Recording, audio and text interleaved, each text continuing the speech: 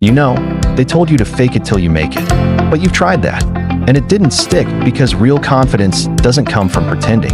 It's built one decision at a time. And today we're ripping off the Band-Aid. We re-diving into what if everything you thought you knew about confidence and control was actually holding you back. Yeah, I know it sounds kind of clickbait, but stay with me. I promise by the end of this video, you'll be seeing why this knowledge could change everything. When the world is shaking, your strength has to come from within. This is how you build your unshakable core. Look, I get it. We all want to feel confident. It seems like everyone else has it figured out except us. But here's the deal. The confidence we're talking about, it's not about being loud. It's not about always knowing what to say. It's about being anchored even when nothing around you is stable.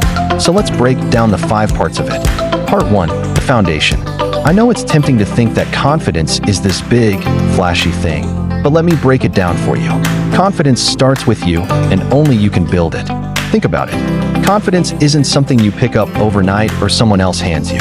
No, it's something you cultivate from within. So where does that journey begin? Well, right there in your mind. Let me put it to you straight.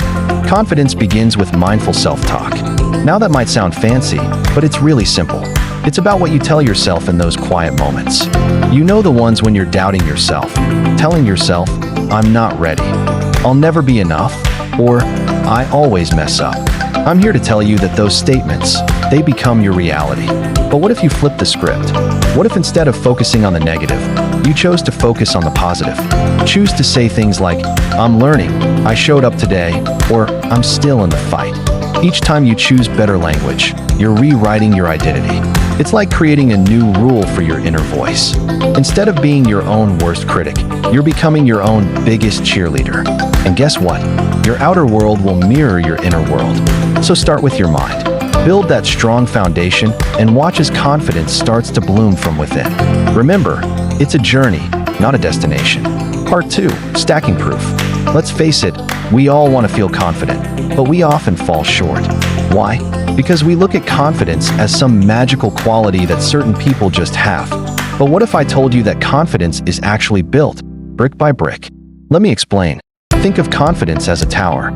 Each brick represents a small win. A small win is any little victory you achieve every single day. You know, those times when you do something that helps you grow, even if it is just getting out of bed when you didn't feel like it or sticking to your diet when everyone else was indulging. These small wins, they're the building blocks of confidence. But here's the catch. You have to stack them. What does that mean? It means celebrating every small victory. By stacking your small wins, you're essentially saying to yourself, hey, I did that. I can do this.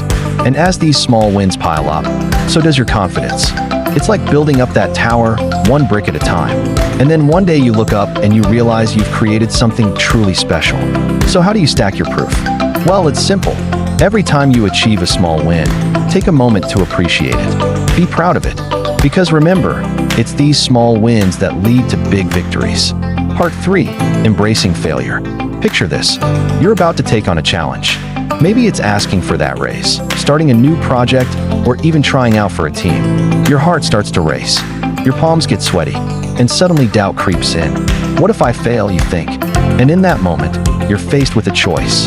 Do you let fear paralyze you, or do you embrace the possibility of failure? Here's the thing. Failure isn't the opposite of success. It's part of it. You can't have one without the other. Every successful person out there has failed more times than they can remember. So here's my challenge for you. Next time you face a setback, don't dwell on the label of failure. Instead, see it as an opportunity for growth. Ask yourself, what did this setback teach me? What would I do differently next time? What strength did this experience help me build?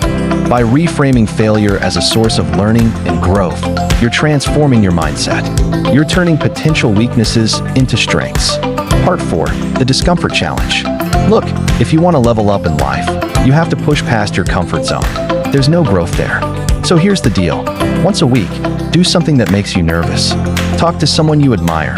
Start that conversation you've been avoiding. Pitch your idea to your boss. Set that boundary with a friend. Share your truth with a loved one. It could be anything that scares you a little. And here's the kicker. You have to do it even if you don't feel ready. Here's why. Every time you face that fear and take action, you're strengthening your courage muscle. You're proving to yourself that you can handle it. And guess what? that confidence is contagious. It spreads to other areas of your life. In fact, the more you expose yourself to discomfort, the more you realize it's just fear being stretched. And when you recognize that, you can shrink that fear and expand your comfort zone. Part 5. Gratitude for the unknown. Let's face it, we all love to complain about uncertainty, but here's the harsh truth. Uncertainty is unavoidable.